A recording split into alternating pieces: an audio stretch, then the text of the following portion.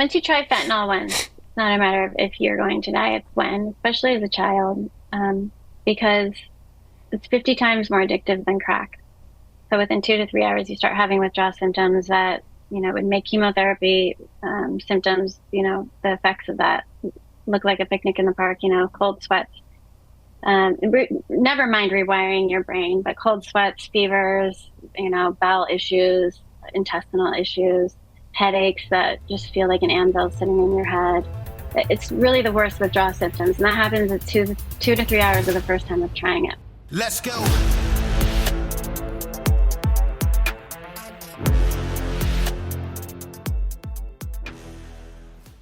Welcome to Citizen. We have a special guest today, Miss Ann Fundner. Some people may remember you from speaking at the RNC this year.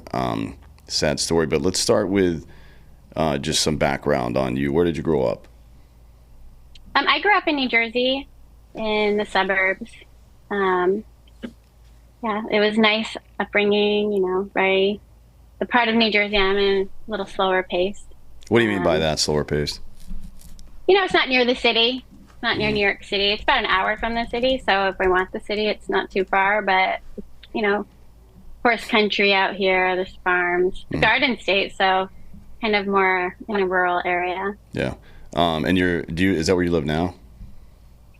So I'm visiting right now. We're trying to decide where we want to live. California's a little bit crazy. And we learned that firsthand, unfortunately, how crazy and dangerous it is. So we decided to come back to, our roots in New Jersey, where we both grew up. So that's you and your husband. It's nice here. Yeah, it's nice here. It's peaceful and family around. We buried our son here, so where family is. Yeah, that's it's always good to go back, I suppose. Do you like the East Coast more than the West Coast? No. I like them both for different reasons. Sure. So I love California. It's just a shame what's happening in California. But it is such a beautiful, beautiful place. I love the people there. It's a purple state for sure. Don't let the news fool you, as there's plenty of patriots there. I had some of the best rallies there, and for medical freedom, for politically. It's just, and I was in Orange County, so that might be a difference, but it was just a really, really incredible place. I made a lot of really good friends, and I do miss it. I miss it quite a bit. The beach was beautiful. My son loved to surf. My kids love the beach. When did you move there originally? In 2015. And what brought you to California? We just decided we loved it, and we decided to make a life out there. It was just nice. And I had originally moved out there when I was young, and then moved back to New York City, and then decided to try to make a life of it in California. I mean, who doesn't love like palm trees and beautiful weather year round? It rains like 15 times a year. It's just very pretty there. Yeah, I live in Oakland, Okay. technically Piedmont, which is nice. Yeah. For a long time. Yeah, California's a very pretty state. Unfortunately,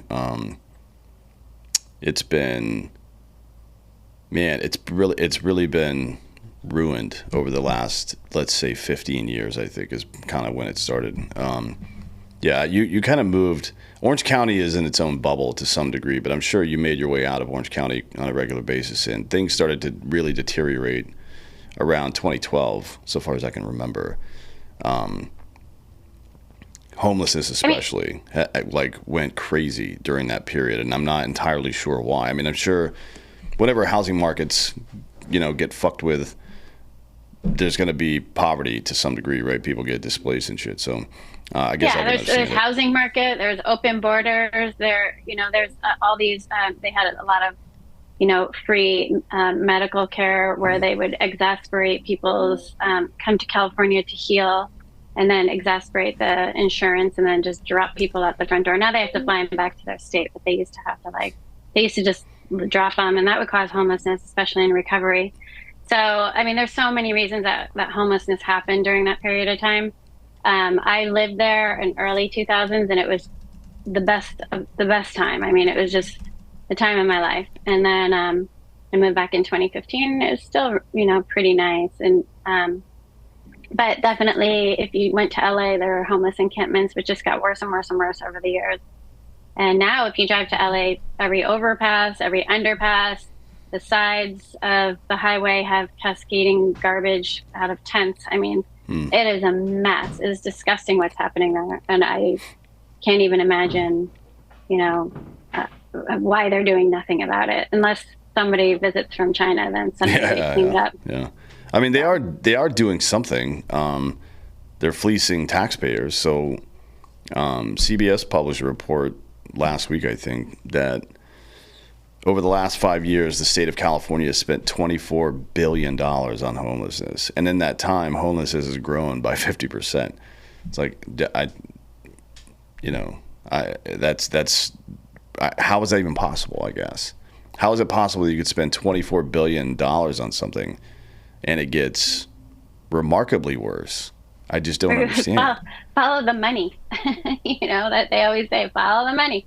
It's true. I just think that they're not putting the money where it belongs. They're probably paying a bunch of people to do something, and nothing's getting done because they're too busy hiring people to do odd jobs that don't work. And, you know, I don't think any of it's going to homelessness.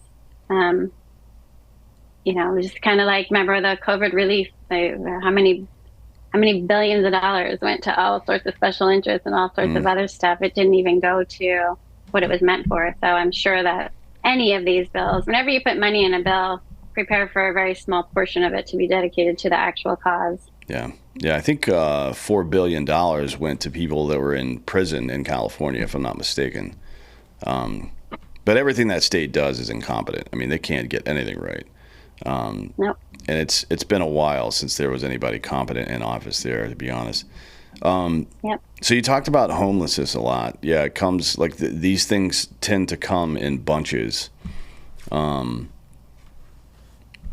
Housing market collapses, food scarcity, any job displacement, any of this stuff can create the conditions necessary for really bad stuff to happen inside of a metropolitan area, especially like the suburban areas, tend to be more resilient to this.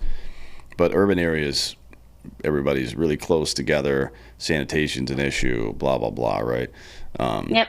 it's oh boy, I find it alarming that we have hundreds of billions of dollars for other countries, and we our homeless population is growing, right?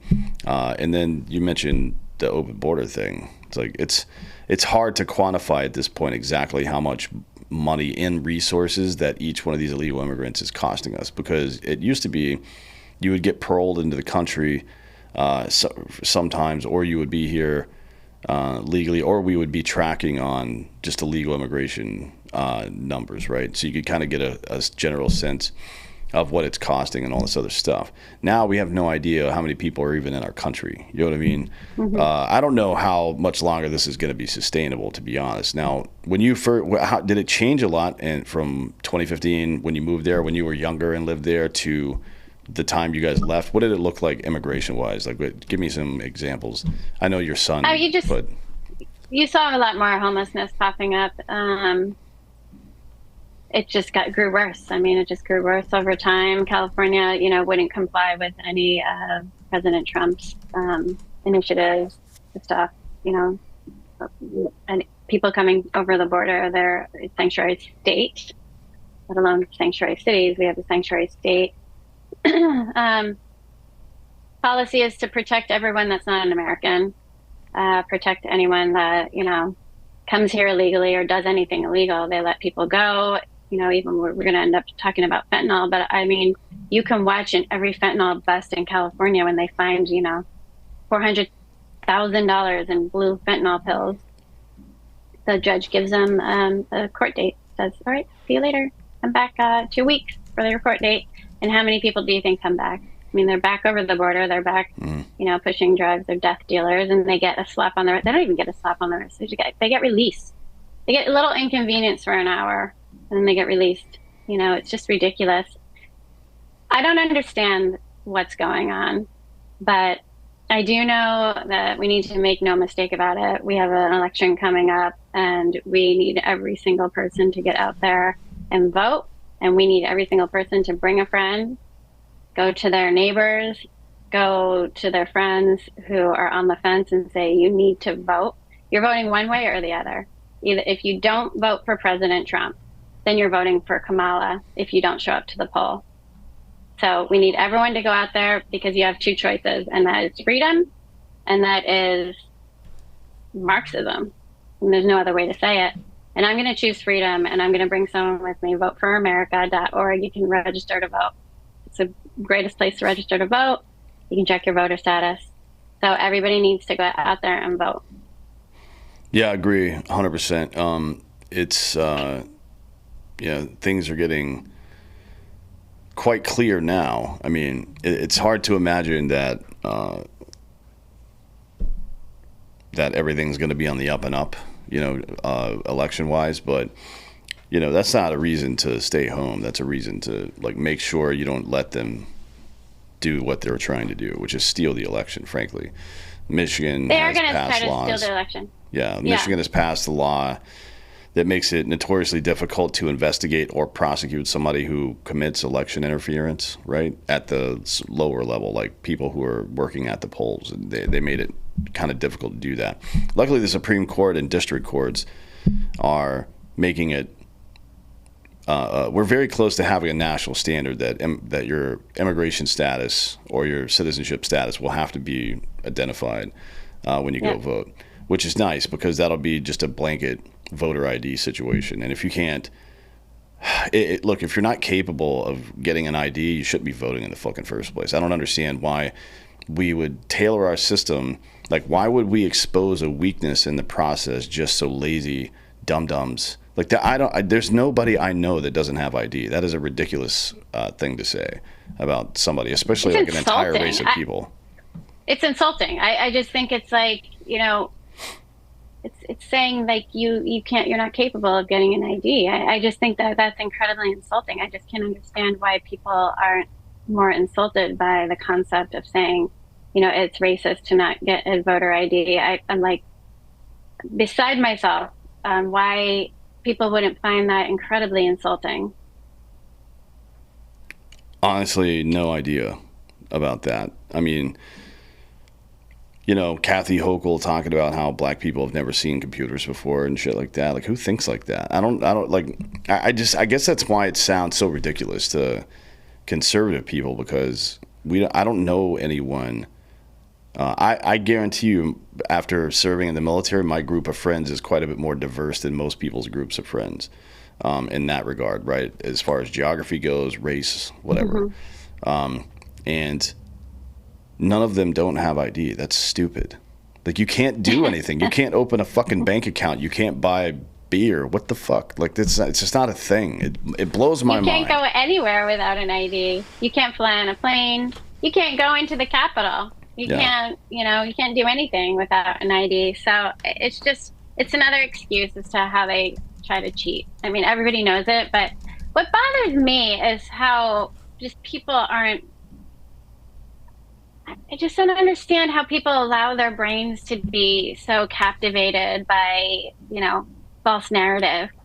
And then you hear people repeat it and you're like, are you kidding me? I mean, you hear people say the border is not open because they came on the TV and said, we've secured the border. And all of a sudden you have like an army of people going, the border is secure. I'm like, no, it's not. And if you drove your car down to the border, I'm talking like the raw border where there's no, it's the Mexican borderline and there's the American borderline where because there were too many Congress people worried about virtue signaling, the fence didn't get built.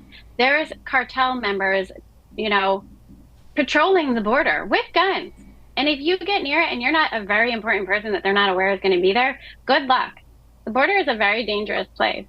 It's not secure. It is not secure. There's nothing secure about it. There's human trafficking. There's drugs coming over. There's women being raped. There's nothing humane about open borders.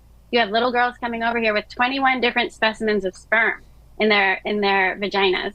because they were raped that many times coming over. A little 11-year-old girls, a little 16-year-old girls. It is disgusting what's happening. There's nothing humane about open borders, but the Democrats are getting a future voting pool, and that's all they care about. People are dying, people are getting raped because they want your vote and they want their vote, illegal immigration votes.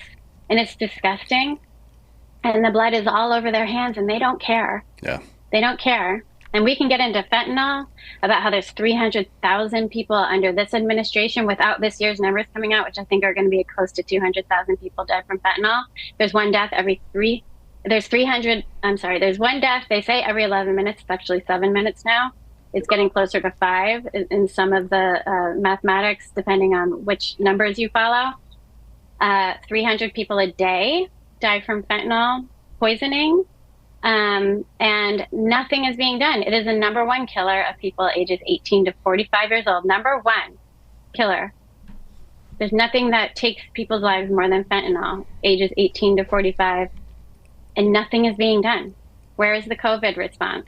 They cared more about removing ivermectin and hydroxychloroquine from your hands than they care about taking fentanyl out of your children's hands. It is disgusting. So we can get into all that, and we will. Yeah. But this government is not doing something. I want to know why. And again, follow the money. If you follow the money, you will find out why nothing is getting done. Yeah, I mean, look, there's a lot of people who stand to profit from this sort of thing. I mean, and then, you know, I suppose a broader level, I think a lot of folks are profiting either monetarily or by accumulating power by the chaos that's being created as well. Yeah. The government likes to do that. The government likes to allow a problem to happen so that they can sell you a solution, and the cost is typically a little bit of your liberty, right? It is chip away at it over time until everybody's locked in a fucking cage. But yeah, it's these numbers are crazy. I mean, there's so many. There's some debates politically where it could be difficult to quantify because the actual final product, whatever it happens to be, whether it's the pipeline that sends somebody from a violent school into the prison system, or somebody who goes on prescription painkillers and ends up addicted to fentanyl or heroin or whatever. You can look through these pipelines and you can kind of try to figure out where things really went wrong. But in this case, it's very obvious. I mean, there are dead and raped women all across the country because of these assholes that are being let into the country. People like your son who, got dosed up with shit that they weren't supposed to be taking. It's like there's very practical results here. There's no question about the outcome when you let people who don't share your cultural values. And look, there are a lot of Venezuelan people who do. They escaped here, right? Absolutely. And imagine from their perspective, this same asshole who's been terrorizing them their whole lives, that they packed up their family and came to America to get away from, is now patrolling their fucking neighborhood, selling lethal drugs to children. It's like, I don't know how much more has to happen for people to be like, enough is enough. Shut this shit down, right? I mean, this is it. Whatever else is on the ticket this year, closing that border is the most important thing that could possibly happen. We have thousands of foreign gangs operating in major U.S. cities, or thousands of people in foreign gangs operating in major U.S. cities. We're losing at a minimum 85 to 100,000 people a year just from fentanyl, not including other overdoses and stuff. It's like, more than that, yeah. The house is clearly on fire, and everybody's standing around it roasting marshmallows talking about what we're going to do next week. It's like, no, I mean, you got to stop this shit now. Yeah, they're doing nothing. The states do nothing. California unanimously votes down every fentanyl bill that Republicans put up. Why is it only Democrats that vote down the fentanyl bills? Why is that? Why is it that they finally, in an election year, 42 months into this pretendency, I like to call it, they put out a fentanyl bill, which does nothing. It puts President Trump's machines back at the ports of entry only as a secondary precaution. This is not going to help people who are coming over the border illegally that aren't at the ports of entry. Drug dealers don't come through the front door unless well disguised. Occasionally you'll see one that tries to drive a truck through that has, seats are covered underneath with, pills. But for the most part, drug dealers don't go through the ports of entry. That fentanyl bill did nothing. It was a joke. You want to do something about fentanyl? You criminalize on a federal level the drug dealers. You offer the death penalty if they kill a child. You offer life imprisonment if you kill somebody, period. throw away the key. Yeah. There's no other way. You go after China and say, hey, put a stop to this, not just arresting 8 people who had a factory over in China. There are over 150,000 people in China producing these precursors. Go after them. Tell Xi, we're not doing anything with you guys anymore. All these necessary items that you're shipping over to our country every day, we're not going to do that anymore. We're going to hold it up until you shut every single last fentanyl factory down that is killing our children. Yeah. And by the way, we also have de minimis loopholes. Close the de minimis loopholes. De minimis is any package that can come from Shein, it can come from Temu, that can come over here less than declared value of $800. They can be shipping fentanyl blocks, and it's not going to get checked because it's less than $800. We have the cartels. Let's talk about the cartels. Let's go Bin Laden on them. Drop down SEAL Team 6 and take them out. They need to be obliterated from the face of this earth. They are the modern day mafia. They are operating multi-billion-dollar businesses on American soil. And this is a war. 300,000 people have died since Biden took office. And I say took on purpose. So there are 300,000 Americans that have died on American soil. We went to war when less than 3,000 people died in the New York City attacks on 9/11. We went to war. But 300,000 people have died on American soil, and there is a weak fentanyl bill to show for it. Why aren't we doing anything? We need to tell Mexico, get control of your cartels now. And if you don't, then not a single shred of lettuce is going to come over. Not a little leaf of lettuce is going to come over. There's so much that we can do to protect our children in this country, and nothing's being done. Why? Why isn't anything being done? Why are multi-billion-dollar corporations called cartels being allowed to operate unregulated, tax-free on American soil without any sort of tariffs coming over the border? Why is that? Because you got to follow the money. I believe that cartels are in charge of our elections, or many of our elections. I believe they're putting money into pockets of politicians. This is a very dirty business. And I'm out there talking about it all the time. And I know the cartels are a very dirty industry, and we're doing zero. There has to be a reason, because we would take them out otherwise. So there is a reason. So that's what we need to focus on. And if we elect President Donald Trump back into office, then we will see things happen. And I know we will, because I spoke to him, and I know he's going to do something. He was very forward about doing something about this crisis. This crisis was very small under his administration, and he was already doing something. So we'll see big changes come if we can elect him. Yeah, I mean, the first and easiest thing to do is just tell China and Mexico that if fentanyl keeps coming into the United States, there's a 100% tariff on any exports into the U.S. That'll shut it down pretty quick, because they don't have the ability. Those economies aren't stable enough to go without American purchasers. It won't work, especially Mexico. But China's in the same boat. And then, I don't mind the idea of some kind of Elliot Ness style task force that just rolls around murdering cartel people. Like, they have no qualms with cutting people's heads off and giving them poison, right? So fuck them. Just why are we negotiating anything with these people? Just kill them and get them out of the way. They're not even negotiating. I would love it if they try to do anything. I mean, negotiating, I don't think you negotiate with terrorists, period. I'm not saying that, and I don't want anyone to blur the lines of what I'm saying. But they're not doing anything at all. They're not trying to do anything to take these guys out. I don't think, beyond negotiating, I don't believe that I think they're working with them personally. In my opinion, I think they're getting money from them. You follow the money. Carrie Lake exposed that, she had a hot mic moment where she exposed that the cartels had asked her to politely back off, and that they would give a lot of money to her campaign, and she caught it on hot mic and exposed it. And they said they're running elections in all 50 states. So that's the reason.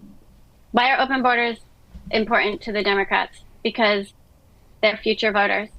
Why are cartels important to Democrats? Because they are paying for elections. That's why. And, beyond, fentanyl, there's human trafficking. Why isn't anything being done about that? Why isn't anything happening about human trafficking? Why aren't we investigating with Mexico why children come over without parents, without their actual blood parents, without, who are sitting there with cartel members being, taken over the border. Where are these children ending up? What's happening to these children? Why aren't we tracing them? There's so many things that this is a dirty business. It is an evil business. I mean, it is, there's nothing more evil than this business of cartels and the things that are happening with cartels. And they're killing our children. Our children are under attack. But the Democrats, they're inviting it. And there's other things. I'm also very, very active with Moms for Liberty. I mean, talk about the kids being attacked at schools. I mean, you have drag queens coming in and twerking for them at lunch. It's crazy what's happening. Sexualizing our children, the books in the libraries that are pornographic at best. I mean, if you wouldn't put cherry in front of your kid while they're sitting there, I don't even know the names of some of these pornographic magazines, and why do you allow it in their libraries? There's so many things. Our children are under attack, but Marxism says that that's necessary to break down a society, and I think that's where we're at. Yeah, it's weird, man. You don't ever hear about drag queens reading to elderly people in nursing homes or anything, right? It's always children for some reason. Yeah, this cultural decay stuff has certainly gotten out of control. It's very bizarre to me. I don't think it's going to work out the way they think. I mean, Latino people who move here to get away from assholes, and then all those assholes just move here too, they're not going to vote for the people that did that. That's stupid, right? I mean, boy, what a dumb thing to think. It's stupid, but who's controlling the elections? Who's controlling the election, who's counting the votes? Yeah. I was speaking with Sebastian Gorka over the weekend, and I said, what do you think? He's like, you need to get out and don't wait till the day of the elections. Make sure you vote ahead of time. Mm-hmm. I also heard Mike Lindell say something similar recently. But there's a lot of experts that are, I was watching a panel of people speak about voter integrity, and everyone is unanimous. You need to get out well before election day and vote. And like I said, bring your friends. Go, do you have a 91-year-old neighbor that just sits in their house all day? Number one, go check on them and hang out. But number two, bring them to the polls. If you know a friend that can't put food on their table at night, they're having a hard time feeding their kids, but somehow they feel like they want to vote, for Kamala, which I can't even wrap my head around that one. Yeah, that's talk to them. Talk to them. It boggles my mind that people who are really truly struggling. A lot of people are struggling right now. I see them say, Kamala, it came out of her mouth like price gouging. This isn't price gouging. Food is a commodity. It is decided by the market, by supply and demand. That's what it is. There's also, we've had some, we had the bird flu recently and some of the chickens. We've had some things happen where we've had to mass slaughter. That obviously increases pricing. We're going to see some beef pricing go down here, pretty soon.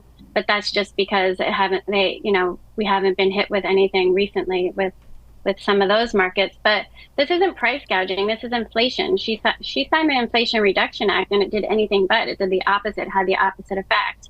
And, food is a commodity. Chicken is a commodity. Beef is a commodity. So these prices are being set by the supply and demand. This is not price gouging. That's just another buzzword that they're getting their little minions to go around and say, oh, it's not inflation, it's price gouging. It's insulting.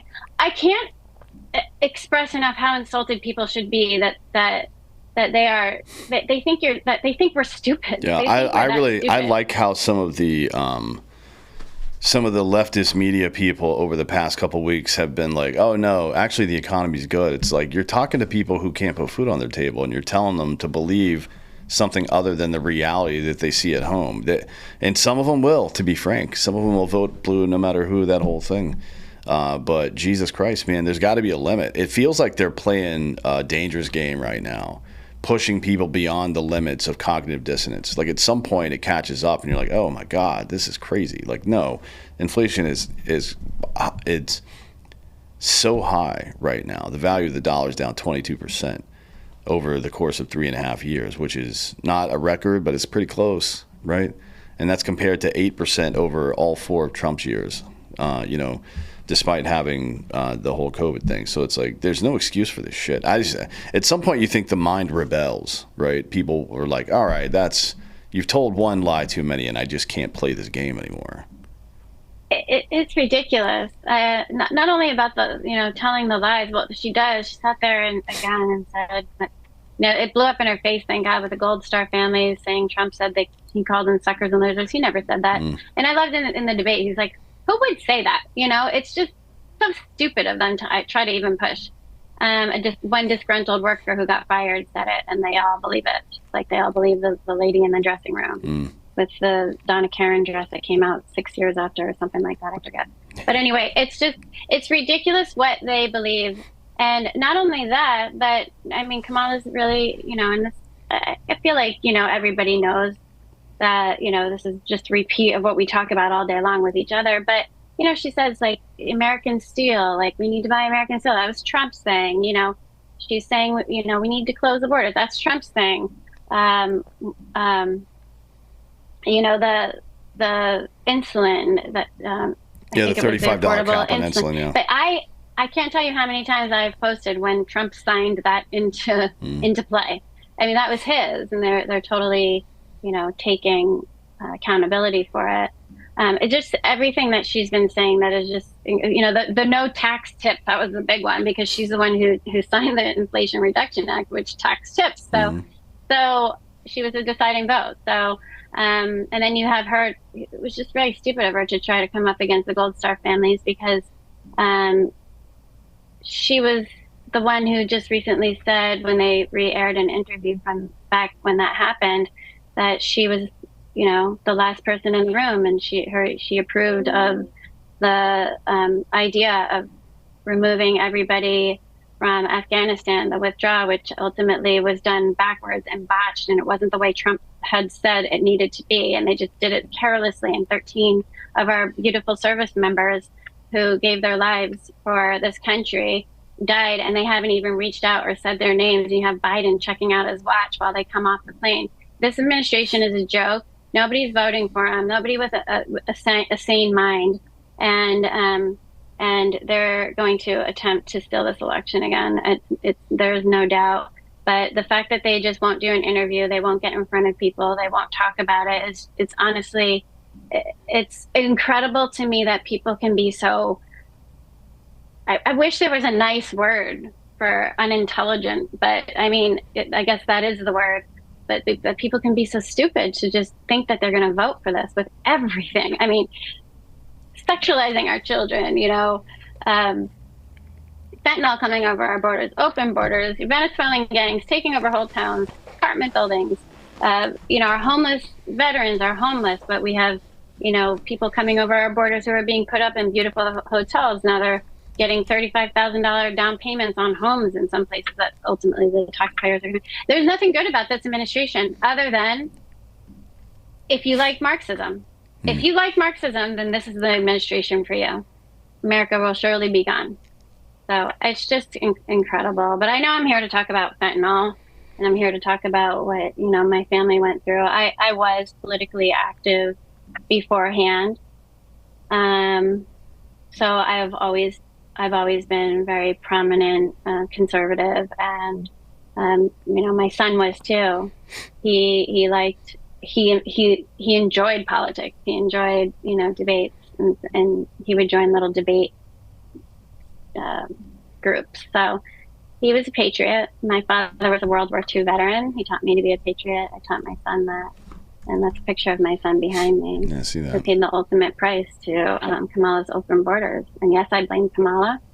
She was the border czar. She was a point person. She was in charge of the border. I really don't care what you call it. She was the person in charge.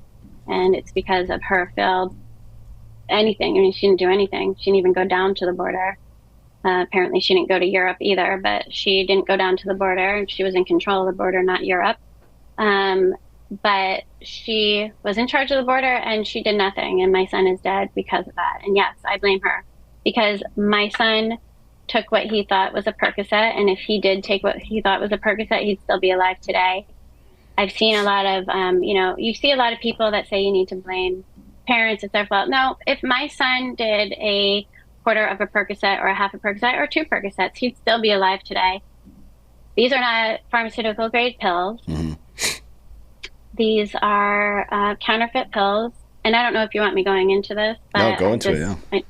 I know that we're talking about this today. So these are not pharmaceutical grade. I mean, it's not like you can break open a pharmaceutical pill and glue it back together and put Yeah. fentanyl in Yeah. the middle. Yeah. That's Yeah. not how it works. Yeah. These are complete fake pills. They're counterfeit pills. They buy blue pressed pill powder. You can buy it on Amazon, for crying out loud. And they sprinkle it. They probably have some guy over in, Mexico sprinkling it, not measuring it. They just sprinkle it, and they press these little blue pills, and they're not what they say they are. So you have all these kids who think that they're doing one thing and they're getting another. And it would be the same if you went to a bar and you ordered a drink, and when you got the drink, it was not the drink you ordered, it was water with cyanide. That is the equivalent of what's happening. They're not getting what they think it is. Should my son have taken a Percocet? No, absolutely not. He knew better. We had talked about drugs, but it would, kids do stupid things. They do things over peer pressure. They do things to impress their friends. My son was at a new school.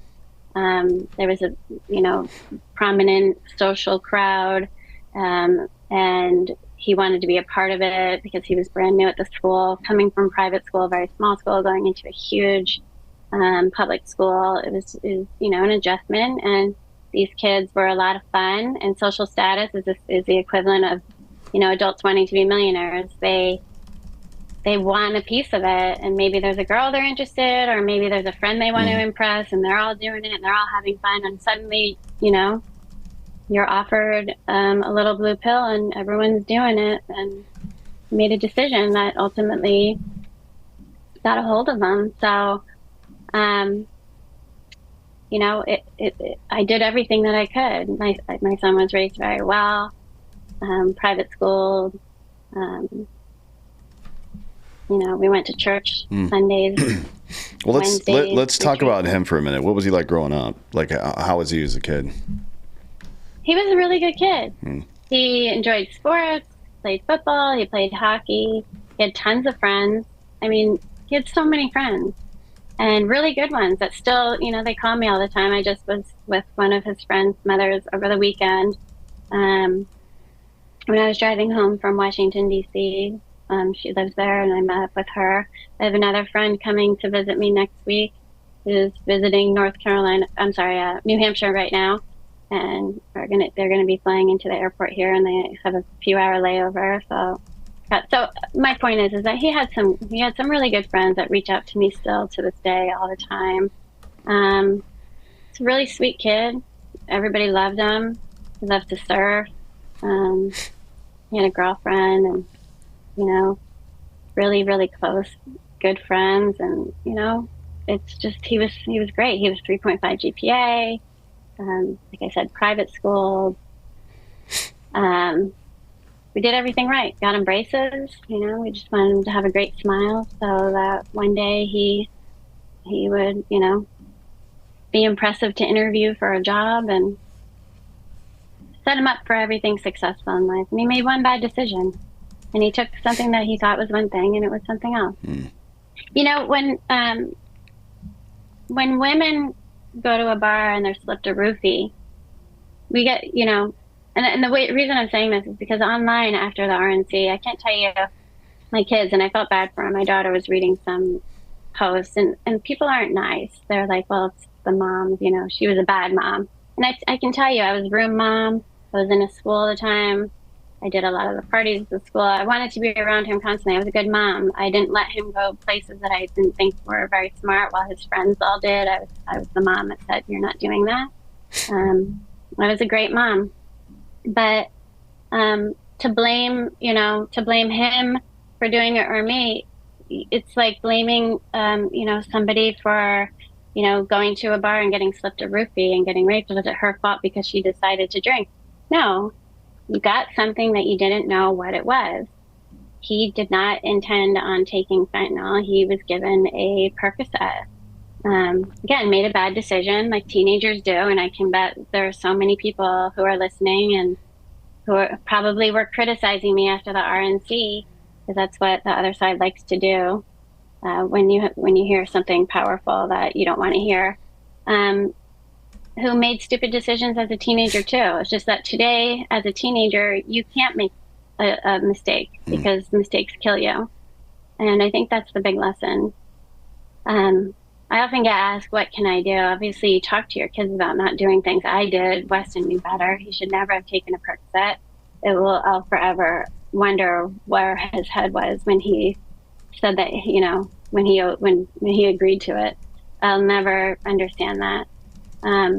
But you can talk to your kids about peer pressure, because that is what got my son. That's what killed my son. He was such a strong kid, such a confident kid, but he didn't know how to say no because he wanted to be in with them. And like I said, social status is strong, very strong force. Yeah, well, there's so play with your kids. It's odd that the government seems to be going out of its way to allow this for sure, but also to stop your ability to do anything about it. So, in every other country on earth, you can buy a fentanyl testing kit on Amazon for $5. That's how much it costs. You can buy a 10-pack for $25 or something like that. But it's illegal in the United States to do that. Why? For what reason? Do you think that drug dealers are getting on Amazon and buying fentanyl test kits to make sure their fentanyl's good or whatever? No, it's normal people who are doing shit. It's that would be like outlawing condoms or something. It doesn't make any sense, right? And well, first of all, why should the government have the authority to outlaw anything in the first place? The government. I don't think the federal government should even exist. We're not going down that rabbit hole right now. But the idea that there is a very cost-effective and safe way of keeping people from overdosing, and you outlaw that method is poisoning. That's insane. They don't overdose. An overdose is when you know that you're doing something and you've taken too much to die. But it would be like causing a cyanide death and overdose. It's a poisoning. Yeah. But there are fentanyl tests, and a lot of places you can get your hands on them at a lot of places. They give them out at a lot of events that I go to. They're always around. Narcan is another thing that's life-changing. If you can catch someone in a struggle when they are just going through, what happens with fentanyl is it suppresses your ability to breathe. It's where you hear that I can't breathe. Narcan is life-changing. It can reverse the effects of opioids, but it's not 100%. It's actually less than a small percentage of people it will help. Usually sometimes there's so much fentanyl in somebody's system that even Narcan can help them. Like when George Floyd died, he had 10 nanograms per milliliter of fentanyl in his body. And that was enough to kill him 5 times. So Narcan would not have helped, but you did hear him in the police car before he had a knee on his neck that he said, I can't breathe. So George Floyd died from fentanyl poisoning. But Narcan can really reverse these, and I think every household, every high school, and every establishment should have Narcan on hand. Sometimes you need 4 doses to bring someone out of it, and then after that, they need to be watched, because if they still have it in their lungs and it hasn't gotten into their bloodstream, or if it's whichever way they ingested or took the fentanyl into their system, they need to be watched. I actually know a mom whose son died after the hospital refused to keep him. They released him, and then he continued to the poisoning effects continued, and they found him in a football field because he had walked out of the hospital, and so they need to be watched. But the fentanyl test is a test that you don't have to liquefy the fentanyl. You can crush the pill. Now, I'm not a harm reduction person. I don't believe that there's any safe use. But for people who have children who are drug addicts and they don't know what to do, these tests can be life-saving. And you're right. There are certain tests that wet the pill that's turning people into IV drug users, unfortunately, because if you have a wet pill, there's no other way to take it. Then you can ingest it, but the stomach will filter a lot of it out, and they want that, high. So, Sure. um, I've learned too much about all of this stuff, and it's nothing I've ever wanted to fight. But I don't believe in harm reduction in any way, shape, or form. I believe in life-saving things. Like if you have someone who's like a child who's, 27-year-old who you can't stop from doing heroin or meth or something like that, um, then I think these tests are great. Narcan should be in every house, period. Um, but a lot of people that are dying from fentanyl are first timers or recreational drug users.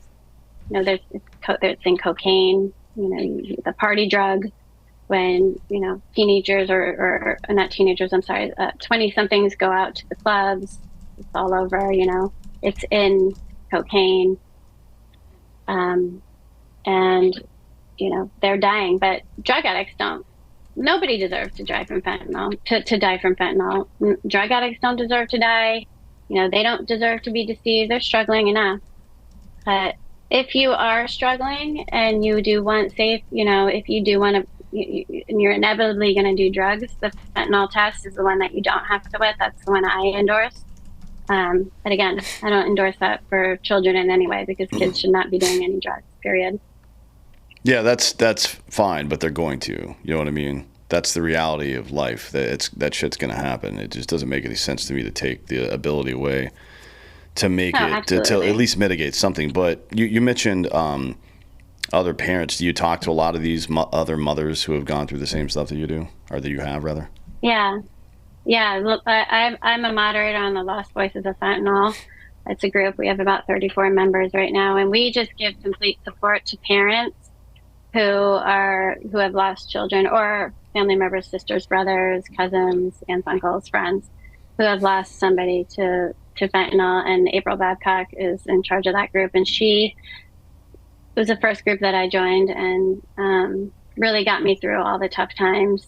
She's amazing. The group is amazing. I'm one of 10 moderators on the group. I believe in it so much that I now volunteer to help. She rallies in DC once a year. We rally in front of the White House with signs of our children, begging something to change, and nothing's happening. Um, it's just a really great group. They have a lot of resources, of de minimis on China, on fentanyl. April's first rally was at the China embassy in DC. Um, she's a fighter. She's a fighter. She's out there. She's helping educate children. She has moms who go into schools. I happily will go into schools, to talk about this to kids. We need to do more. So this group is really incredible. But there's a lot of groups online. There's a lot of support groups online. The thing is, it's not getting the national attention that it needs. And you doing shows like this is very important because the number one killer of people 18 to 45, like I Yeah. mentioned, it's quickly becoming the number one killer of teens. It's almost there. If not, it probably already is there, but they're underreporting numbers. And the fastest growing demographic is 14 and under. And I can't tell you how many 12, 13, 14-year-olds I see parents who are coming to these groups trying to figure out what the heck just happened.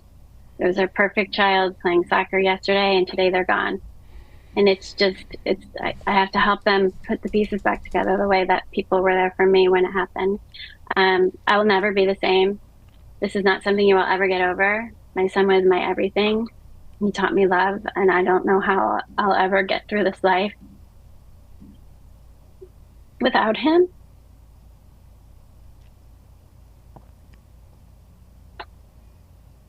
But if I can help other parents from having to go through that, that's what I'm doing. So it's become my crusade.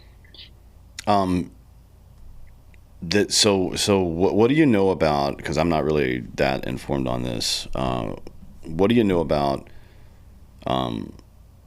prophylactic treatments? Like if people have a teenage kid that they think might be dabbling in things, are there resources out there that they can kind of get a hold on this stuff? Or I mean, it's notoriously difficult to get help without getting a scarlet letter for the effort. You know what I mean? So I'm just curious if you know of resources out there that parents right now can look into. Well, I think, once you try fentanyl once, it's not a matter of if you're going to die, it's when, especially as a child, because it's 50 times more addictive than crack. So within 2 to 3 hours, you start having withdrawal symptoms that, would make chemotherapy symptoms, the effects of that look like a picnic in the park, cold sweats. Never mind rewiring your brain, but cold sweats, fevers, bowel issues, intestinal issues, headaches that just feel like an anvil sitting in your head. It's really the worst withdrawal symptoms, and that happens at 2 to 3 hours of the first time of trying it. So before I answer what you're saying, I'm going to go into this. With children, with anybody, this is where the drug addicts act as sexual predators and groomers, except for they're pushing drugs. They're probably pushing sex too when it gets, at a certain point. But if they can get a child to try fentanyl one time, they know they got them. Because within 2 to 3 hours, that kid is going to be struggling. And that's when they come around and say, I know what you're going through. You can't tell your mom. You can't tell your dad. They're going to be mad that you just did that. You did it. You can't do that. But I got a little bit more for you. Just take a little bit more. Going to ease it. Going to ease it. And so what you do is what you have are children who are getting addicted by these drug dealers and making a little income off of them for a little while. And these kids last, 2 to 3 weeks before they're dead. And they were groomed into taking more. And that's the evil of fentanyl. There is something that I have heard other parents who had children who were addicts, a shot. It's a vaccine, from what I hear, and it lasts, I believe, 30 days. That block those receptors. I'm not sure why it's not talked about more, or I'm not sure of the logistics of it. I tend to stick more with the issues of children, which a lot of times parents don't know they're struggling. But if parents do know they're struggling, it's definitely worth a conversation with a doctor as to whether or not they can get their hands on that. I know that there have been, other than that specific vaccine, there have been other products similar. So if you know someone's struggling with addiction, that definitely is something that I would be mindful of. I don't know I'm going to actually probably go and talk about it with one of my friends who are in one of these groups. Sure. I do know someone whose child was on it. They still didn't make out because eventually they went off. But yeah, fentanyl is evil. It's 50 times more addictive than crack. And I want everyone to just sit on that. Yeah. And these groomers pull your child in.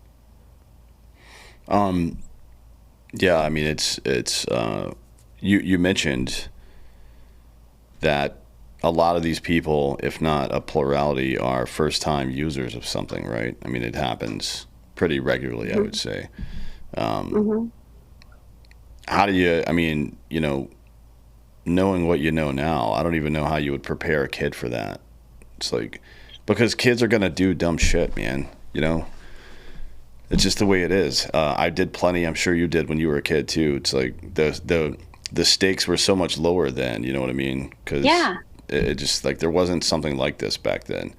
So I don't know. No. Like I wouldn't even know how to start with that, to be honest. Like, do you have any recommendations for people talking to their kids about this?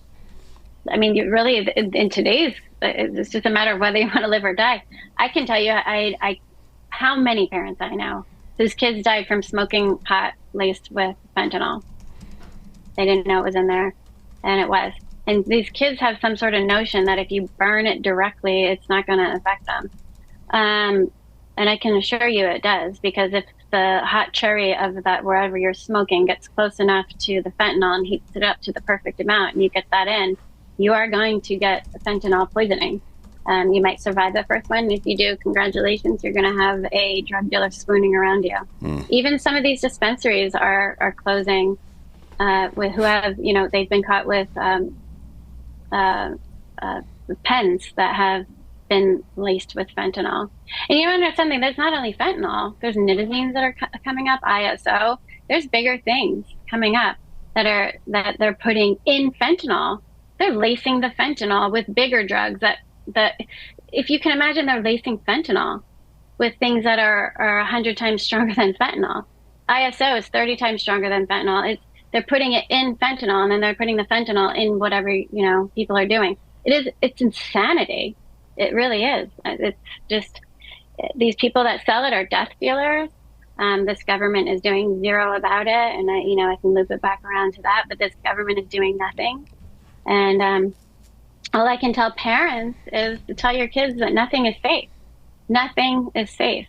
Yeah, we used to be able to do stupid things when we were young, but we can't do that anymore. The kids can't do that anymore. Adults can't do it anymore. You see parents who go out with their buddies, um, you know, for a golf trip for a weekend, and someone puts cocaine out on a table, and guy dies recreationally doing cocaine. Just one line, they're dead. And now the kids are without a father, and it was just a one-time recreational thing. Maybe they haven't touched it in 20 years, but you know what? They're with their buddies and they just do something stupid. People do stupid things all over the place. And I'll tell you what, they're at the Airbnb and then they leave, and the next thing you know, a family comes into that Airbnb with a toddler, and that toddler dies because they put their hands on the table and they put their hands in their mouth.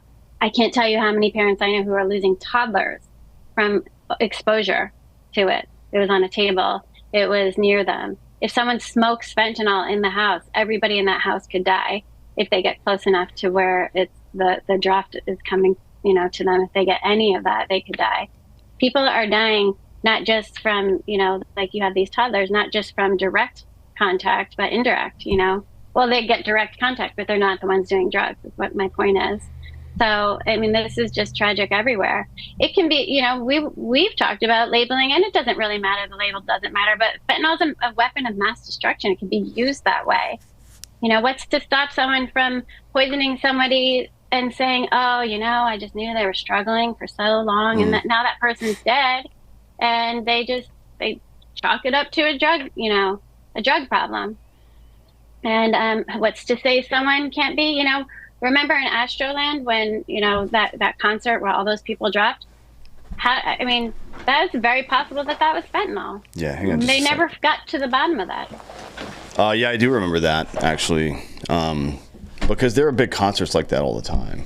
You know what I mean? Well, like it happens. There are massive concerts every day. There's EDM concerts that are huge every day. People getting trampled is always a possibility, but that one seemed weird because you look at the crowd and it's not really moving around that much. It just seems like, and to your point from before, I think a lot of people don't know this, but it is true to say what fentanyl really does to you is cut off your ability to breathe properly, right? So if you're in a claustrophobic situation like that, that's a recipe for a disaster. And who knows what people are passing around there. I mean, the smart move is to not take drugs, right? Yeah, absolutely. Probably. But, if you're going to, certainly don't take it from fucking strangers at a party. That would be, you do at least some due diligence, I guess. I don't know. I wouldn't do it at all. No, neither would I. But kids don't know this, and sometimes adults don't either. Fentanyl was never going to come into my house. That was something that, people who were drug addicts did, or that happened to other people. It wasn't going to happen to us. So this could happen to anyone, and I'm here to tell you that it can. And that you just, the best thing parents can do is talk to their kids about peer pressure and talk to their kids about not touching anything. Because kids are invincible. They don't think anything's ever going to happen to them. But give them the courage and the strength to learn how to say no to people.